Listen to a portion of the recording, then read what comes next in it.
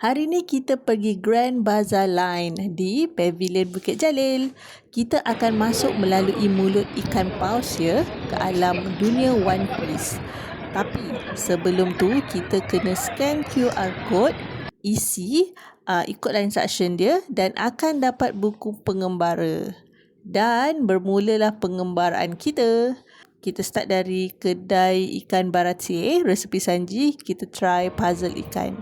Sebenarnya macam boleh, tapi dia thrill sebab ada time limit 30 saat je weh. Lepas tu bila dah berjaya akan dapat keropok ikan. Kemudian kita ke dodol asli Luffy. Kena angkat 5 ketul dodol ke dalam bekas lain tanpa jatuh. Aduh. Pun ada time limit. Boleh pilih guna satu tangan atau dua tangan. Lepas tu bila dah berjaya akan dapat 2 ketul dodol. Seterusnya kita ke kurma import Usop. Kena shoot guna elastik, at least 2 dapat masuk ke raga. Kalau berjaya akan dapat kurma. Kemudian kita ke Lemang Sehar Zoro untuk try dapatkan chop. Di samping tu ada juga game-game lain lah, macam try pakai topi Luffy.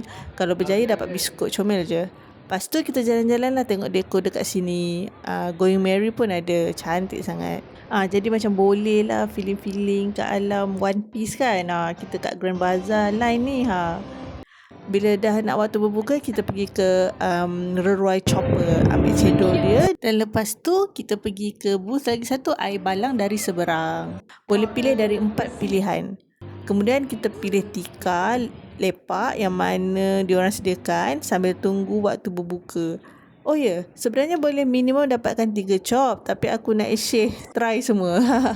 Lepas berbuka kita upload sikit kat Sokmed dan dapatlah sampul One Piece yang cantik ni. Okay, boleh balik. Bye.